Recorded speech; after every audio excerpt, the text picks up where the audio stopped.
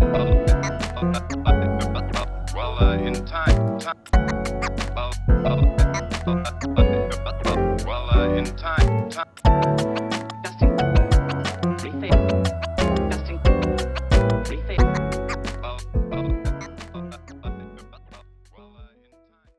Hello, friends.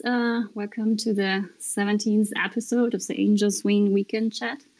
This is June from the Angel Swing account, and I'm joined here today by my lovely co-hosts, Casper, Johannes, and later on also Rebel. The Angel Swing is an NFT gallery and a community of artists and collectors. And before we start, I'd like to first invite, as usual, Casper to share the story of the Angel Swing Gallery for everyone who's listening to our weekend space for the first time. Yep, we're the Angel Swing. Welcome to all our listeners and speakers. Founded by a few friends who met through the Metal Angels project. We're driven by our common passion to showcase independent artists and their art, and helping them rise above the challenges of standing out from the crowded NFT market, which is often dominated by generative PFP projects, as we all know. We started by showcasing art in an on-cyber virtual gallery, and that's pretty much our Angel Swing main gallery right now, with a simple logic that a larger variety of art brings more eyes and cross-pollination of viewership. We've grown since, like Yoon has mentioned, into a community of artists and collectors with regular Twitter spaces such as this one, which are recorded into podcast formats in Spotify, YouTube, and much more. The easiest way, of course, to get in touch with us is to join our very cozy Discord. Everything's on our link tree in our bio, so hit us up if you're an indie artist who needs help featuring your art, or if you just want to join a friendly art and NFT community. I think that's it. So back to you, Yoon. Thank you, Casper, for the great introduction. Yeah, so here at the Angel Swing, we feature artists on our space to learn more about the story, but we actually also like to learn more about the collectors who collected the artwork. And today we have our new artist, Unickate, and one of her collectors, Rebekah Bastian, on the show. Welcome, Kate and Rebekah. So how about we first start with Kate and let her tell us a bit about her life as a digital nomad who doesn't live in the same space, same place for more than 6 months, how she got into the NFT space, and what inspired her to start her first collection, Womanhood, on OpenSea. Hey, thank you. Hi. Thank you for thank you for having me.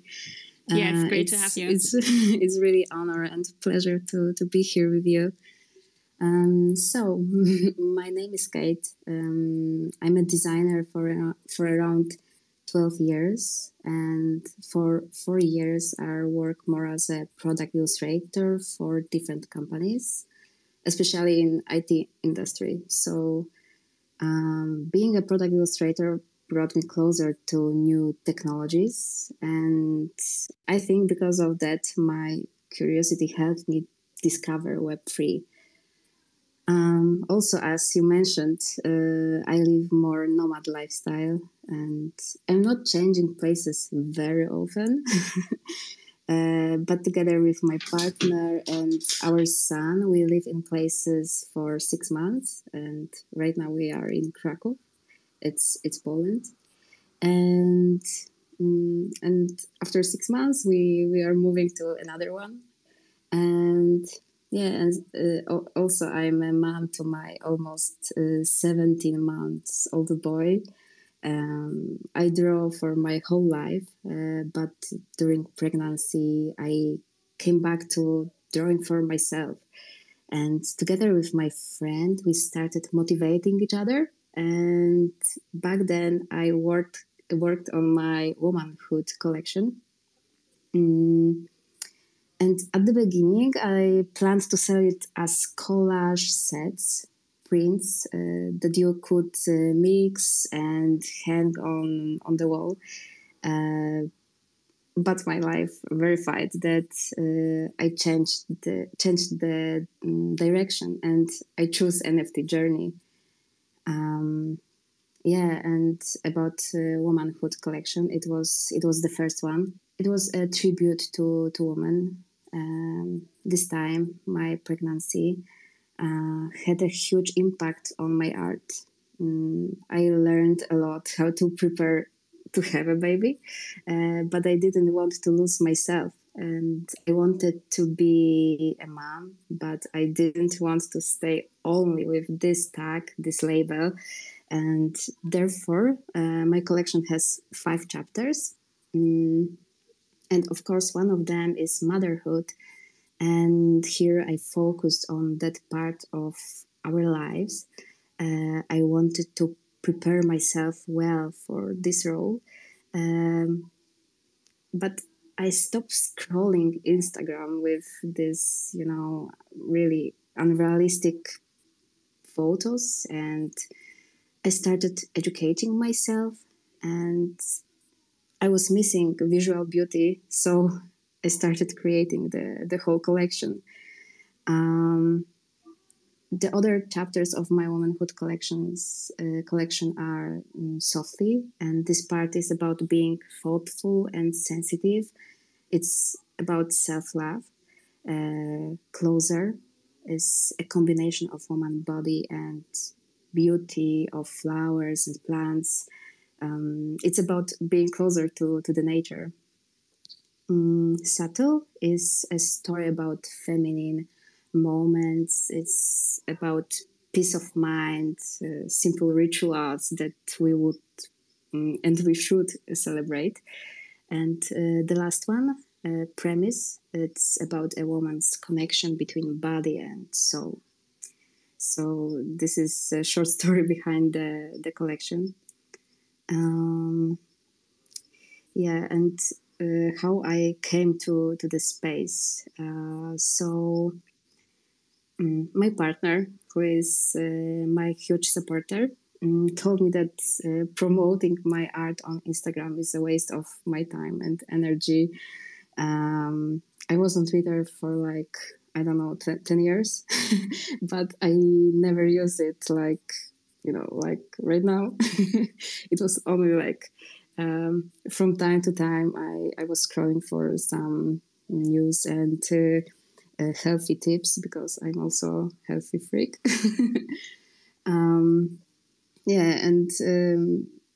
On Instagram, I was creating beautiful content and almost no one saw it. I spent so much time on stories, and really, I have to admit, it was a waste of time. And I was trying so hard, and it didn't work. And when I started using Twitter, everything changed. And we not right away. I had to learn a lot about the space, communities, about NFTs. I bought my first NFT in December, and it was Crypto Coven. And I drawn into the community. I started creating for these amazing people their witches in my way. It was a different style than the one from my womanhood collection, but I really loved created them. And in this way, I met Alex and Rebekah, and with their help, in the end of February, I sold my first collection, the womanhood. And still, this story feels like a dream. And also, fun fact, it was just a few days before my son's first birthday. So it was a great gift for me after this time of hard work. Yeah. Thank you for sharing your beautiful and inspiring story, Kate. Your son was born this year? Did you say that? My son born 1.5 years ago. Oh, okay. Because yeah. I just misheard something. Nice. I'm just trying to check your Instagram, but I noticed that because you mentioned that you spend so much time trying to build an audience there. Somehow I can't log into my Instagram account. Yeah, no worries. The Instagram where I put this collection together with collection my friend's collection. We deleted the account. I see. Yeah, because Okay. we felt that it was our baby and we shouldn't keep it, somewhere there without our care. So we decided that we should end it, and we deleted this account. I have my personal account, but yeah. I didn't link it with the Twitter. Yeah, I noticed that. So I was just trying to look you up, but I can't log into my Instagram account right now, for whatever reason. Yeah, so anyhow, I love that you mentioned that you actually met Rebekah actually in the crypto Coven community, right? We met because crypto Coven community, but yeah, somehow this way. Nice. I think it was actually our friend. We have a mutual friend, Alex, that introduced us. And yeah, I am in the crypto Coven community, although full disclosure, I'm really bad at any Discord-based community. I just have lost track of Discord. So, but Yeah. Alex was a huge fan of the crypto Coven derivative stuff that Kate was working on. And then, I'd been doing this Emerging Artist Sunday thing. And Alex was like, ooh, Kate's thinking about launching an NFT collection. We should get on that. So that was how it all came together. Amazing. Casper, you have a question. Oh, I just wanted to ask Kate about her art technique. You mentioned you have always been an illustrator and designer. Have you always worked in the digital space? Is it on Procreate, or have you done work before on physical media first? Oh, I've done a lot, honestly, and I was working also with acrylics, and I loved drawing on paper with pens. But also in digital art, before I mixed so many different media, and I even mixed 3D and pictures and stuff like that. So after this long journey, I came here, and I feel that I worked on this style for the very long time. Nice. So the art that's mainly on NFTs are all digital, right? Yes, it's all digital. Okay. One last question from me, actually. I've actually asked you this on Discord before. I actually really envy this traveling lifestyle of yours. To me, it sounds like one of the most perfect lifestyles for an artist. Do you feel like moving around to different countries actually inspires you in your art by the different locations? And how do you think it does that? Does it actually give you depending on the seasons, for example, location? If you could speak a bit about that, that'd be great. Yeah, sure. I feel that travels inspires me a lot, especially because I love observing, and I love observing people. I love observing places. And being in because when you are traveling, you have to go out of your comfort zone, and you need to learn more about the place, about people, about the culture, and changing it very often makes you. It creates this urge to learn more about places and people and art and everything that surrounds you in this specific place.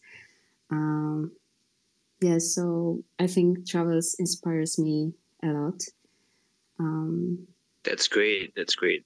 Yeah, I hope to learn more from you how to have this digital nomad lifestyle. It's something that I really aim to do. Yeah, I really can give you some tips for traveling this way. First tip is to get EU citizenship, right?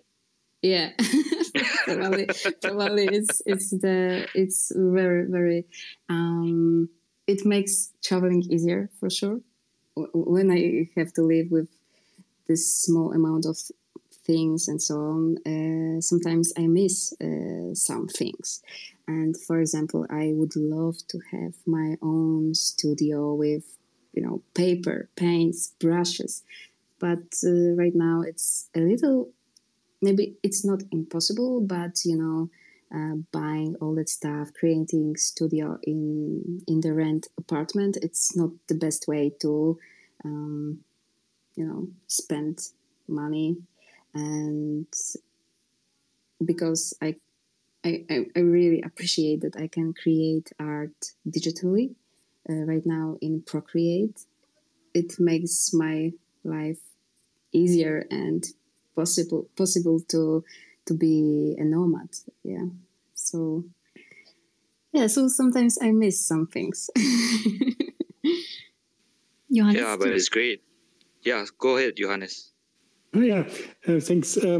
So I realized that you said 17 months. This is something just what that are just parents are doing, still counting the months. So I feel you.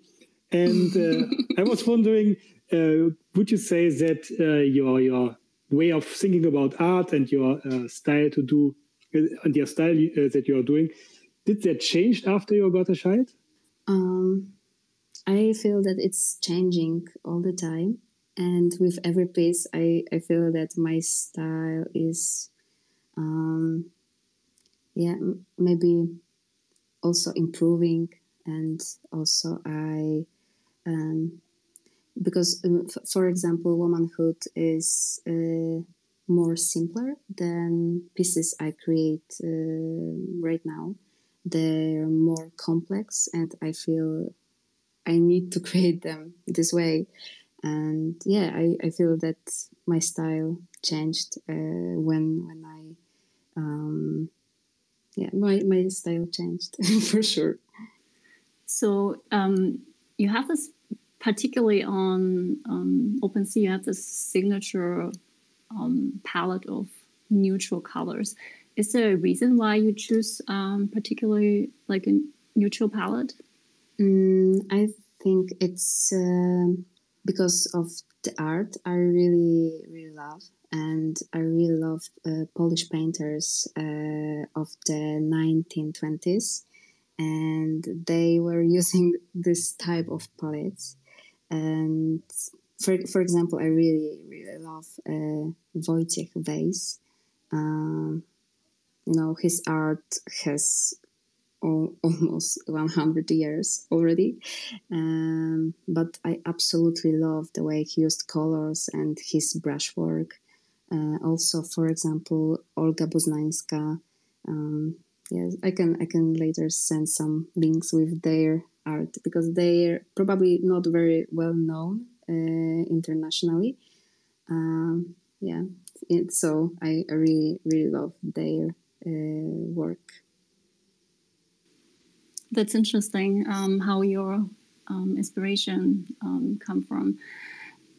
And if I look at your collection on the foundation, I definitely see this involvement of style. And I'm actually kind of sad that my favorite piece, Lilac, couldn't be delegated to our gallery for technical reasons. But the pieces that hang there are beautiful as well. So I'm looking forward to like your future pieces on Open Foundation.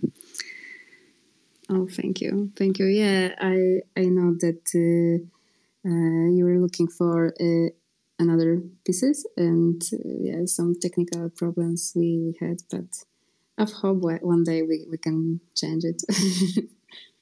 Yeah, I'm sorry. On Cyber is still not 100% perfect, but I'm sure they're looking into it. Sorry about that. No worries. Thank you. Do we have any other questions for Kate before we move on with Rebekah? Okay, then let's move on with our next speaker, Rebekah. I tried to think about how to introduce you. It's really hard because I think you're very accomplished and you did so many things in your life. But I think, so let's start. I think Rebekah is mostly like an entrepreneur and a community builder. But she's also an artist and acrobat, actually, which is just super interesting, like the multifaceted way you live. And I found it very fascinating. So Rebekah, so tell us a bit about how you got into the NFT space and your company that you just started out building Own Trail, which is a membership community and networking platform for women. I was wondering whether you plan to bring this also to Web3, because this is something I find very suitable even for this place. Yeah, exactly. So, well, thank you so much for having me. And thank you, Kate, for inviting me to join you as a collector in this space. Huge honor to do that. Pleasure. So it's interesting because when I think about what I'm passionate about in Web3 now, it's definitely around the art and the artists. And I've been an artist of many different forms throughout my life, and my mom's an artist, and so art's been a really big part of my life always. But what got me into the Web3 space was actually technology. So like you mentioned, I have a company, Own Trail, that has actually, we've been around for about 2.5 years now, and we were centered on women at first, but we've actually expanded to all genders now. But it's a platform where people share their journeys in a really authentic, real way that goes much deeper than what you would see on like LinkedIn or a resume or social media. It's really about like what the nonlinear paths really look like, and then people really making these authentic connections and helping each other out along those journeys. And so the reason I started poking into Web3 as I was kind of like hearing more about the space was from the perspective of Own Trail, because we've been really community driven from the beginning, both in terms of our growth, but also our product development. And, if you look at owntrail.com, you'll see that the magic there is really in the stories that people are sharing, not just the technology that we're building. And so I'm like, this whole community-based ownership kind of thing, that feels like philosophically, it really resonates with what we're building. So I started digging in from that perspective, and kind of where I landed with that initial question that sent me down the rabbit hole is that I don't think it makes sense for us to do anything right now. I don't think it makes sense for us to be moving what we're building to the blockchain right now. The DAO-based ownership of an existing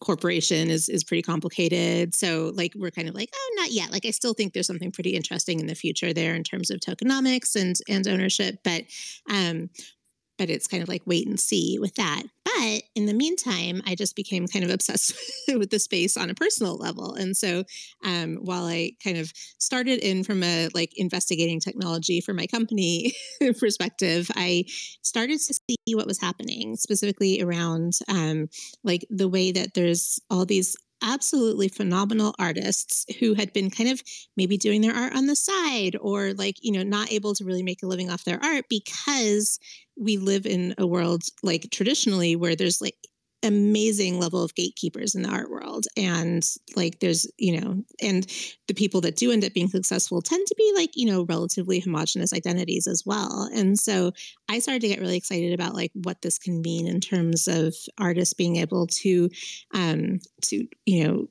amplify their work, sell their work, build community without those gatekeepers. And that's what really got me really interested. And that's my biggest passion in this space is being able to discover new art and support them and build community around that. And that part's really exciting to me. And, I definitely see where we are in time-wise in Web3 and in NFTs as being, everyone says, kind of cliche, but we're very early.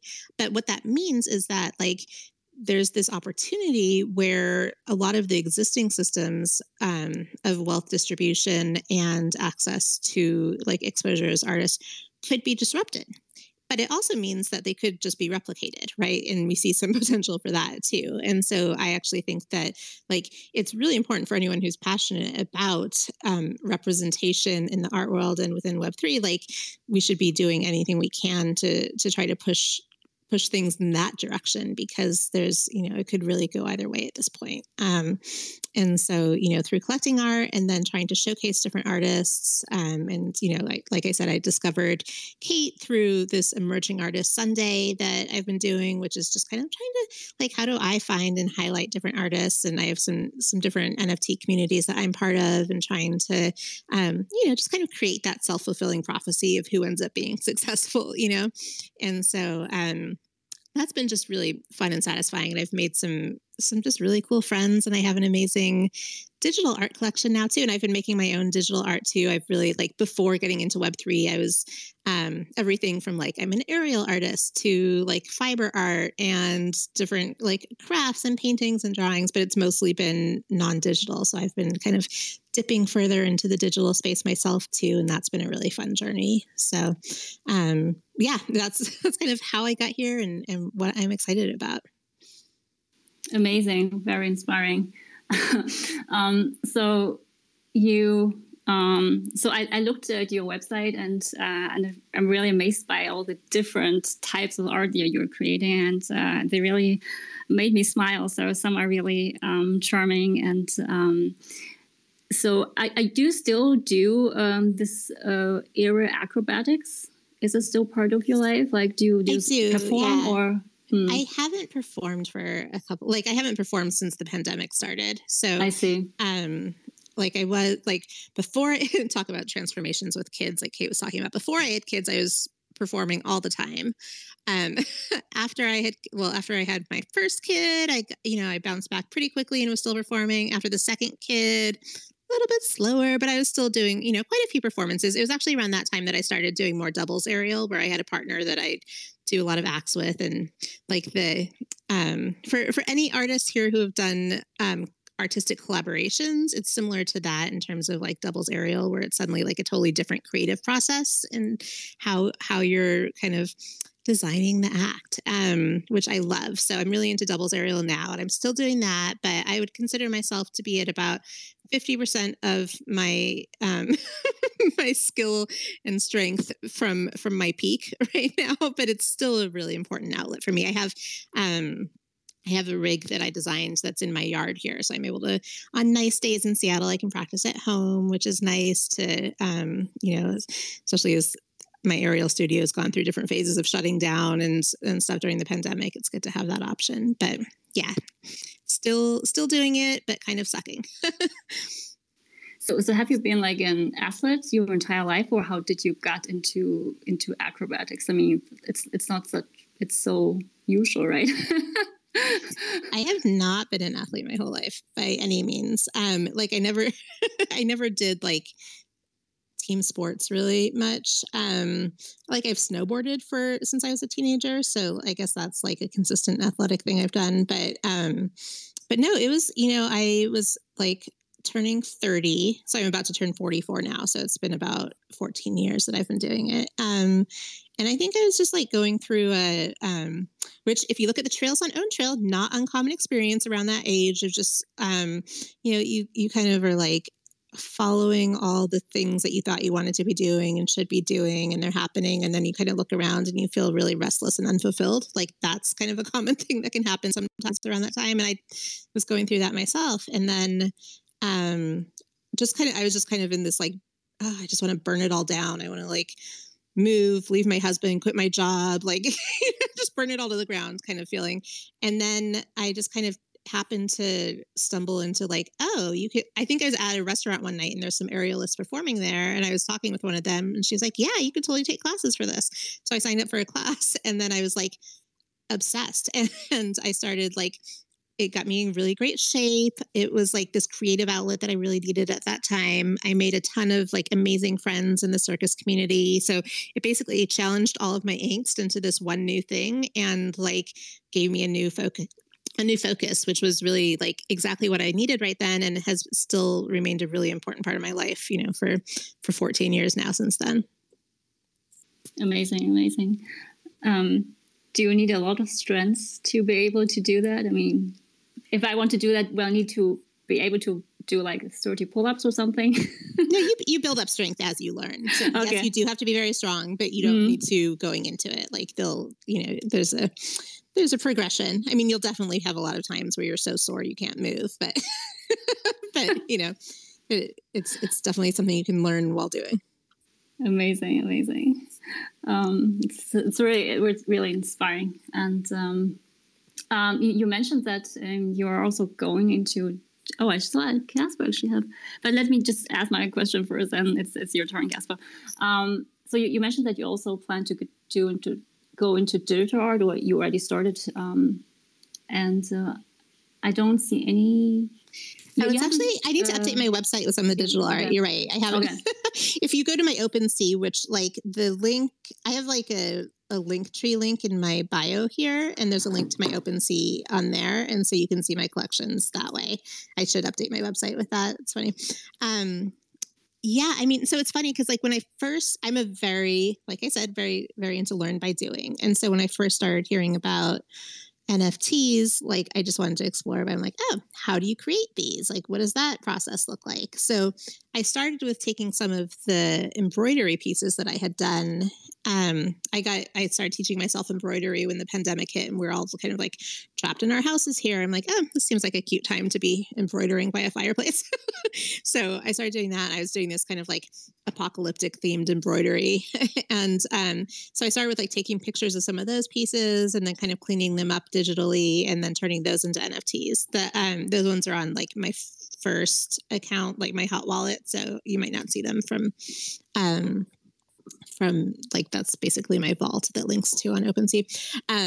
But anyway, I was doing that and playing around. Like a couple of friends bought them, but it was just like I just wanted to see what the process was like and learn a little bit about that. And then, but now I have this series called Aerialists that is digital art based on past aerial acts that I've done, and some of them that I have videos for. I'll actually put the video of the act in the NFT description so that you can see it. But that's been a fun way of merging like my online and offline, or like digital and physical art in a way that is really unique, right? Like I really love, when I think about who I'm collecting, I love to collect people that are like creating something really new and different. So that's what I want to create as well. Like, there's certainly like the mainstream stereotypical like PFP that you see, and then there's just like so much more interesting stuff stemming from that. And so wanting to be on the interesting side of and not just kind of copying what's already been done. And that's been a fun way to explore kind of some of the past work I've done in the aerial space. Yeah, I just found your collection Aerialist on OpenSea. It's beautiful. Thank you. It's mostly based on self-portraits, right? Yeah, they've all been self-portraits so far. Mm-hmm. I was thinking, oh, maybe I'll see if some of my friends want me to make some portraits of them at some point too. But so far, I've just had a lot of material to work with, and so I've just been going on my own past acts. Beautiful, Casper. Yeah. So on to the topic of your OpenSea profile page, I see that you have actually one of Jack Neddick's pieces, Waterbound, which is actually one of my favorite of her collection. Of the Lee clutching the crystal ball. I think it's really, really beautiful. Yeah, but I think back to my question, I also took a look at your Linktree, and I'm really interested in this Authen-Tech part of your repertoire of companies that you founded. Mainly because it really resonates with what we do here at the Angels Wing. It's more about coming about your business through a very authentic community and coming from the point of view of inclusivity and having authentic connections before actually coming up with some sort of like a business model, right?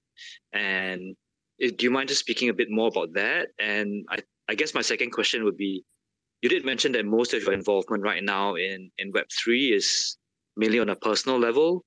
What would you like to see develop further before you would bring some of these companies, which I personally feel are so suitable for Web3, what steps would you, or what developments would you like to see in the space before you bring these in real life companies into Web3? Great questions. Okay, I'll start with the Authen-Tech one. So Authen-Tech is a community that I've grown kind of organically and accidentally. Which, if I were to like basically answer most of your questions about things I've done, it tends to be organic and accidental. But so what happened was, like, as I was out there fundraising for Own Trail, I kept feeling like everyone wants you to like check a box in terms of what kind of company you're building. Like literally, like you'll apply to different investors or whatever, and there's literally boxes to check. And I didn't really feel like we fit into any of the existing boxes. Like, probably social media is the closest one, but we really think about Own Trail as being the antithesis to social media. So it felt icky to try to fit into that box, like, yes, we share a lot of the network effects and kind of like top level community of social media and sharing, but like the way that social media sells people to advertisers and creates all these feelings of like FOMO and doom scrolling and popularity contests and highlight reels, like that's all the stuff we're trying to get away from. So I basically started, first I just started talking about like, on Twitter, like, hey, there's got to be like a different kind of company that's not in this list, right? And then I came up with the name Authen-Tech because I'm a big fan of puns. So I came up with that one. And then I have a Forbes column. So I ended up writing an article about, Authen-Tech as being like this new wave of companies where it's really like community and network driven, but in a way that really centers the human and doesn't commoditize them and leads with values. And like, yes, there are business models, but there's parameters on the business models that say like, we're not going to, to commoditize people. And like in this belief that like you can build a company that is, that makes the world better, that helps people, and that's successful. Like it doesn't have to be either or. And so as I started talking more about that, all these different founders started reaching out and being like, hey, that's exactly what I'm building. Like I never had a word for it, but this is it. And so I was like, oh, awesome. Like, let's all hang out. And so basically I set up a Slack channel for that. And we do like every other month we do virtual meetups. And then also as part of that, I started thinking like, well, okay, so this is cool. So we have like right now, I think there's like between 150 and 200 founders that are part of the community. And I was like, God, it'd be really dope if there was like kind of an ecosystem for Authen-Tech where we didn't have to deal with all the noise and bullshit of like the existing venture ecosystem.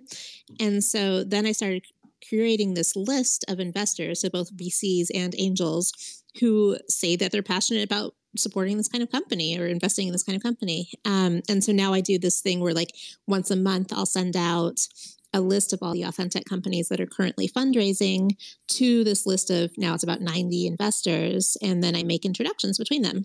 And so it's just like, it's, and I've personally written some very small angel checks into a couple of companies as well. And I just have this vision for the future where like, wouldn't it be cool if all the people that already got it, who already believed that you can like do well and do good at the same time, we're all in this kind of bubble together. So we could just like build separately and not within like all the existing inequitable systems that we've had to navigate. And so that's kind of where we are with Authen-Tech. And again, super casual, super like low key, organic, like there's no gatekeeping. It's just like, oh, if someone feels like they identify with Authen-Tech, then cool, you're in it, And so is this open for applications? Yeah. I'll try to find a tweet to pin here, but it's buildingauthen-tech.com is the website. And I'll try to pin that here. And basically just click join. There's a little Airtable form you fill out. And then when you submit that, there's a link to the Slack channel and like hop in and introduce yourself. So yeah, it's cool. It's really cool. Like I've made some really, really good friends through that founder community. And I think like one thing for sure as a founder is that you need friends that are going through it too, because it's a pretty wild process. So yeah, so that's the Authen-Tech piece of your question. And then, and then you asked about like what I would want to see in the Web3 space before making what kind of developments? Yep. So basically where I landed with that is that like like, I have this whole vision for how OwnTrail, like, even with, we're a C Corp, we've raised venture funding, like pretty traditional structure in that sense. But like, I do think there's a vision with like a tokenomics vision with like a dual token system where the community could have ownership and that there would be kind of like a way for, so like the kind of core of OwnTrail right now is that people ask for help on milestones on their journey and then the community helps them. And it's really powerful. Like it gives a space for people to ask for the help they need when they're not used to doing that. And people rally around and give that help. And it's not like a transactional kind of ask offer thing, but it's really like we're all on this journey together and we're helping each other out. And I love that. So I think like a token-based system would also be really cool for people being able to like thank each other for that help. And like, kind of like the community owns the product and is able to like, turn it into like a not unpaid labor kind of model as we scale that giving and getting help thing out more too. And I think because we have like, I would say that probably 75% of our community at least has no idea of Web3 right now, right? Now there's definitely like I've been doing different workshops with different Web3 communities, so we're definitely bringing in some more Web3 native people as well. But like I think there's a huge opportunity to move more people into the space, and the OwnTrail community is incredibly diverse. It's still definitely majority women because we started off being centered on women, and I think a lot of our values around authenticity and community are very kind of feminine values. And it's about a little over 50% people of color. I think it's like 15% LGBTQIA. So like the diversity of the OwnTrail community and the fact that they're largely not in Web3 yet makes it very enticing as a place to bring more people into the space as a means of, the ideals around wealth redistribution and just, more autonomous ownership and stuff. So anyway, that's all the reasons why I would like to do that.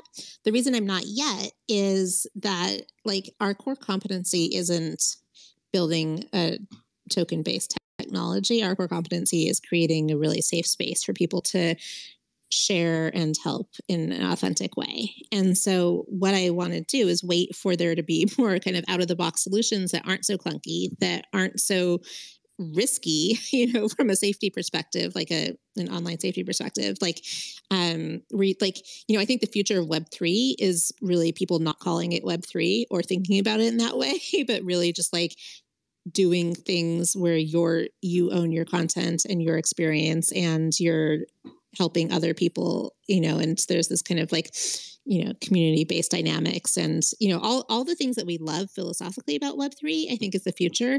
And then the part where you have to be a total geek about it won't be there. Right. And so, I'm basically waiting for those kind of plug and play tech parts to be really accessible so that we can just plug into them and keep focusing on what we do well without having to like become a Web3 tech company to do so. And I think that will happen. That is happening. I know a lot of people are working on that kind of thing. And I think that's really what's going to hit the next inflection point in terms of adoption and scale. And I'm here for it. Just waiting by and building until it's ready. Cool. We're definitely looking forward to you being more entrenched in this space. But I definitely hear you about some of the clunkiness of this space. We definitely experience it too as, I think, artists and collectors. But I guess you're right. It's just a matter of time, right? So we're looking forward to that day. Yeah, especially on a day where pre-mint was hacked. So we are still early and need to develop solutions where not everybody is losing his ape just because he wanted to be on a list. Yes, so, seriously, right? Gosh. Well, I like kind of just as an anecdotal story that I've learned from in the past is I spent 15 years working at Zillow before I started OwnTrail. And early on, like right when the iPhone came out for the first time, I and a few engineers were really excited about it and like, oh, what could this look like for mobile real estate? So we spent like a year building out Zillow's first iPhone app just as a side project. And the reason it took a year is because we had to completely like recreate the map because they didn't have like an API for their mapping software. So we had to build a interactive map from scratch that was performant and, that worked with all the real estate on it and everything. And it was so hard to do. And then we finally launched it and it went great. Everyone loved it. But like literally a week after we launched, Apple released the Map API, and it was so much better than what we'd built. So we just threw away everything we'd built and switched over to their API. So basically that's my metaphor for like, don't try to like create something that's not your core product. Like if you know that like it like just logic says it's inevitably going to have to be made available to the masses, and it's just a matter of time. Like keep building the thing that you know how to build and wait for that. And just in terms of like keep using resources in the best way possible. Great advice. I think great advice. Thanks. Thank you, Rebekah, for these many great insights. So in the last few minutes, let's go back to art and tell us a bit why you collected from Kate and why particularly you've been drawn to her pieces. I think you own like 2 pieces from her motherhood collection, right? 2 pieces from womanhood. One of them is the motherhood part, and the other one is the softly part, I think. And I loved Kate's description of those different phases. And I think I really loved also what Kate shared about like motherhood is such a transformative and important part of our lives. And I share the sentiment with Kate that I don't want to just be a mother either, right? Like it's a foundational part of me that's changed every part of who I am. And I'm all these other things too. And so I really love the way that she explored womanhood in this kind of multifaceted way, with motherhood being a really profound and beautiful part of that. But I think like, back to the box checking, like I think that we as humans have been very conditioned to like fit into certain boxes. And, one thing that I really love about Web3 and that I love about Kate's work is this idea of multi-hyphenate, where like we don't have to fit into a single box and we can be so much more. And most of the people I've met in the Web3 space have kind of had that in common, which I really dig. So like that message, but also, I mean, just look at Kate's work. Like it's absolutely stunning and it's unique. It's not something that I've seen anywhere before. Like she talked about having, inspiration from, Polish artists, right? Like there's, you can just tell when art comes organically from different inspirations versus when it's trying to kind of like copy what you think is popular at the time, right? And Kate's work is so unique and beautiful. And I was kind of like, because of this like emerging artist Sunday thing I've been doing, where I'm like trying to like be like, you see how hard it can be when artists are first coming into the space before they have a big following or like, some like big name collectors or whatever, that just kind of the noise, there's a lot of noise there. So I think curation is a big part of breaking through that noise. And so I just, right when Alex showed me Kate's work, I was like, oh, this is definitely going to be big because it's absolutely stunning and there's real meaning and heart behind it. So like, that's a great idea. Let's propel it. Let's make it a big launch. And it was, the launch was so well received, and we got there's this group JPEG Morgan that I'm part of that Alex is part of as well. And we got a bunch of people in there excited about collecting. And gosh, I think it was only like within a week that Zeneca collected one of your pieces, right, Kate? And so you definitely had a big splash there. Yeah, that's true. And also, after launching my womanhood collection, later I launched the Florists. It's like my everlasting flower shop on the blockchain. Yeah, and also Zeneca collected all 10 pieces, and yeah, it was crazy back then. So I'm really lucky when it comes to collectors of my art. And Rebekah, you are amazing, and you are with me from the beginning, and you make this beginning much easier. And I couldn't be happier to have such an amazing supporter and collector of my art.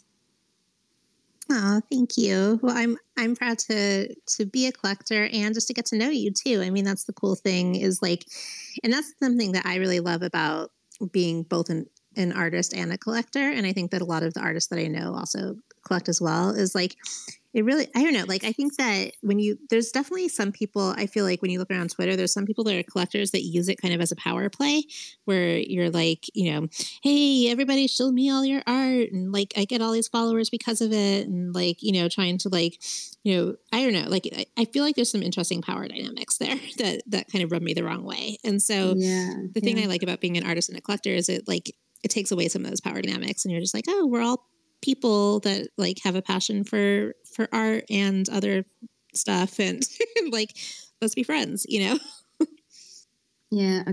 totally agree with you. So we usually like to end the space with some advice from our speakers to artists in this space in general. So we heard some great advice from Rebekah already, that you should how should I say that? Focus on your own ideas and to develop something or evolve a style based on your own ideas and not trying to copy something. Is there anything else, Rebekah, you want to add? Well, like one of the things that I really like about Web3 is this kind of more community-based abundance mindset where it's like the potential to not be competing with each other, but to really be lifting each other up. And that's very much something that I look for in the artists that I collect is, I look, obviously the art is what draws me in first and I love it, but it's about the artists too. And I really look for artists that are amplifying and encouraging and supporting other artists too. Like that's the vibe that I'm here for. And so like, I've definitely had plenty of times where I've been like, oh my God, that art's amazing. And then I'll go kind of scroll through their profile and it's all just self-promotional. And I'm just kind of like, that's not really it, So, oh, sorry, there's a delivery. So, but yeah, basically artists supporting other artists is part of my criteria as well. Amazing. Kate, do you have any advice for anyone starting in this space? For sure, be grateful and never take everything for granted. Make some friends in the space. I think it's super important. And honestly, without Crypto Coven at the beginning, I don't know where I would be here right now. And never stop creating, even if it's a bear market. Never stop create. Thank you for this wonderful advice. Any final words from Casper or Johannes before we close the space? Don't click on pre-mint buttons for today. No, I think we've had a really wonderful space, both sharing from an artist and a collector and a businesswoman's perspective. I think I learned so much from this space. I think that's pretty much it from me. Thank you. Yeah, I really like the point of view of a collector. It was a great pleasure to also have both of you here. Thank you very much. Thank you, Rebekah and Kate, for sharing your stories. It was very inspiring to hear like everyone's side. And have a great Sunday, everyone. And thank you also to our audience. And talk to you next week. Bye. Thank you. Bye. Thank you. Thank you so much for having me. Bye. Bye.